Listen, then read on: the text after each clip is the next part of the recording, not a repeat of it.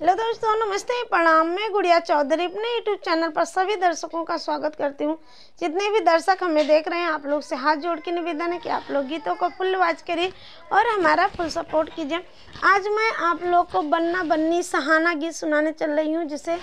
आप लोग बारात वापस आते समय हम लोग के यहाँ गाया जाता है। और आप लोग के यहाँ कब गाया जाता है कमेंट बॉक्स में ज़रूर लिखना। और गीत पसंद आए तो लाइक से सब्सक्राइब जरूर कीजिए और कमेंट बॉक्स में ज़रूर लिखना कि हमारा यह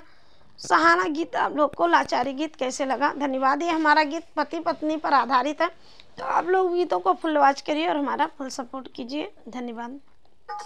चंदा की उगलिया जोरिया बलमा मरे तिरछी नजरिया, चंदा की उगते जोरिया बलमा तक तिरछी नजरिया, तिरछी नजरिया सखी तिरछी नजरिया, चंदा के उगलिया जोरिया बलमा मरे तिरछी नजरिया, चंदा की चमकल ये जोरिया बलमा मरे तिरछी नजरिया, तब तो काया राजा शादी न करेबे, तब तो काया राजा शादी न करेबे, अरे अगमई से की तैयारिया बलमा मरे तिरछी नजरिया, अरे अगमई से की तैयारिया बलमा तक तिरछी नजरिया, चंदा की उगलिया जोरिया बलमा मरे तिरछी नजरिया, चंदा के उगलिया जोरिया बलमा तक तिरछी नजरिया, तब तो काया राजा गौना न लोबे, तब तो काया राजा गौना न लोबे, अरे अगमई से छाया मड़ैया बलमा तक तिरछी नजरिया, अरे अगमई से मड़ई छावाया बलमा मरे तिरछी नजरिया, चंदा की उगलिया जोरिया बलमा तक तिरछी नजरिया, चंदा की चमके जोरिया बलमा मरे तिरछी नजरिया, तब तो काया राजा से जिया नायोबे, तब तो काया राजा से जिया नायोबे, अरे रतिया के लगाया पलंगिया,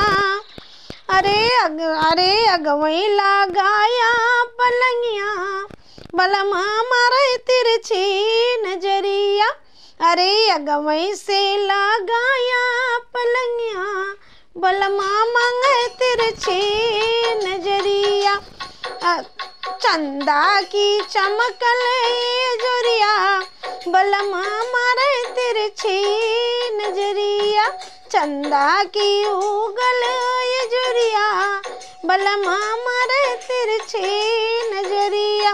तब तो काया राजा परदेस समाना जोबे, तब तो काया राजा परदेस समाना जाब, अरे अगमई से बीजा बनवाया बलमा मरे तिरछी नजरिया, अरे अगमई से पासपोर्ट बनवाया बलमा मरे तिरछी नजरिया, चंदा के चमकल ये जोरिया बलमा तक तिरछी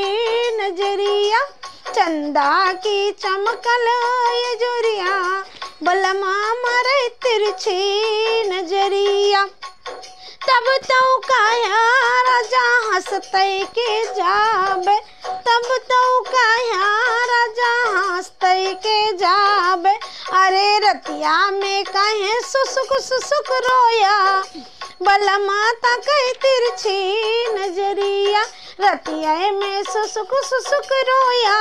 बलमा कहीं तक तिरछी नजरिया, चंदा की चमकल ये जोरिया बलमा मरे तिरछी नजरिया, चंदा के चमकल ये जोरिया बलमा तक तिरछी नजरिया, चंदा के चमकल ये जोरिया बलम हमारा तिरछी नजरिया। हमारा यहाँ लाचारी गीत आप लोग को कैसे लगे कमेंट बॉक्स में जरूर लिखना। धन्यवाद।